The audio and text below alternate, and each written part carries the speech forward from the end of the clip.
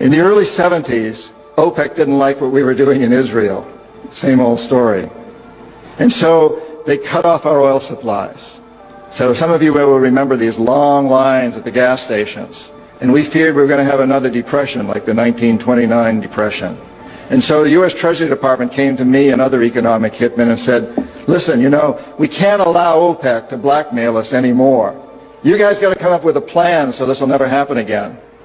We knew that that plan had to involve Saudi Arabia because it had more oil than anybody else, and it also, the House of Saud, the royal family, was corrupt and corruptible. The long version is explained in the book, but the short version of what we did, the deal we finally struck with the House of Saud, was a deal whereby they would return almost all the money they made from selling oil to the United States, invested in U.S. government securities. The U.S. Treasury Department would use the interest from those securities, which over the years has amounted to trillions of dollars, to hire U.S. companies to westernize Saudi Arabia, build petrochemical complexes, desalinization plants, whole cities out of the desert, McDonald's and all the other things that go along with our Western culture. The House of Saud would also agree to keep the price of oil within limits acceptable to the oil companies, possibly not acceptable to you and me, but acceptable to the oil companies. And this is very, very important. They agreed that they would never, ever sell oil for anything other than U.S. dollars.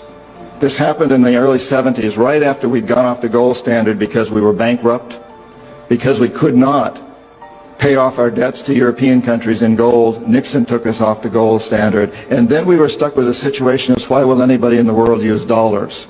So very shortly we came up with this plan, which in essence put the dollar on the oil standard. You cannot buy oil on the world market for anything other than dollars, and that's very important to the corporatocracy. Our part of the bargain was we agreed to keep the House of Saud in power, in control. It was an amazing deal, the deal of the century. It was history-making. The corporatocracy looked at this as an incredible success. I had done my job. We economic hitmen did a great job with that one. So we decided that Saddam Hussein ought to accept something very similar. Now, probably a lot of you know that Saddam has been our boy for a very, very long time. You may remember Abdul Karim Qasim, who was president of Iraq in the early 60s. Qasim came up with a unique concept. He said, Iraqi oil ought to go to benefit the Iraqi people. How novel is that?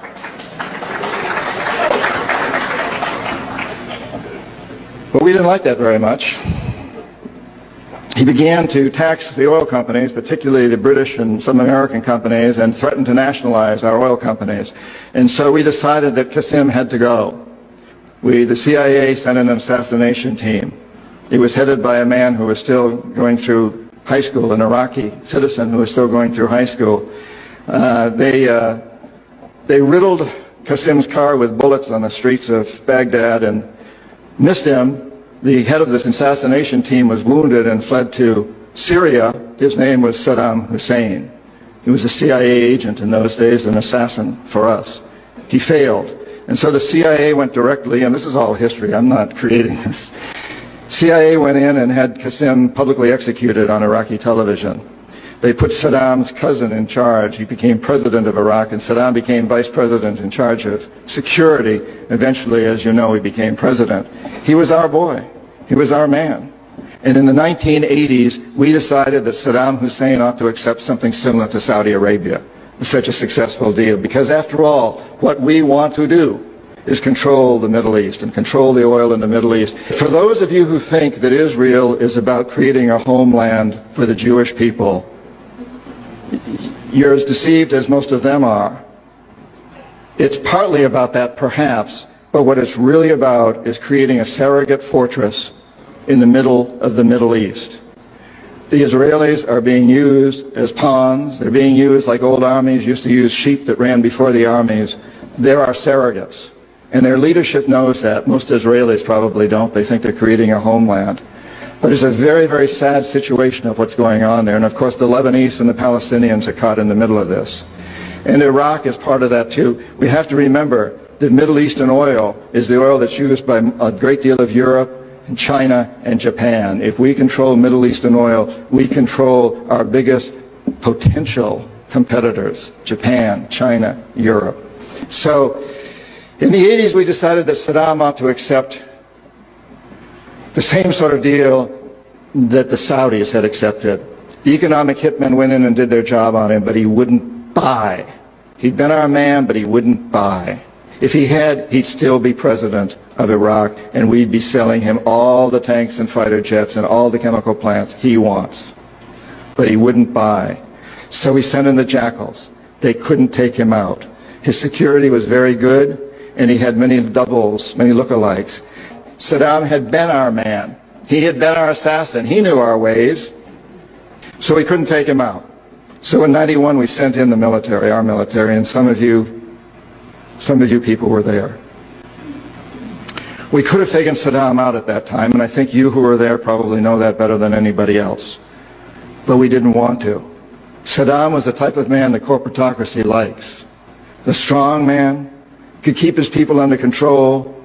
He could keep the Iranians under control on their borders pretty well. He could keep the Kurds under control. We thought that when we took out his military, he would be sufficiently chastised that now he would buy our deal. So the economic hitmen went back to work on him in the 90s. Couldn't bring him around again, though. Again, if they had, he'd still be there. The assassins couldn't take him out again. So once again, the military went in.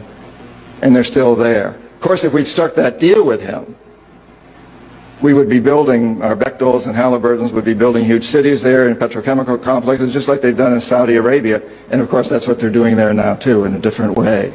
But that's what this is all about. That's what these wars are about.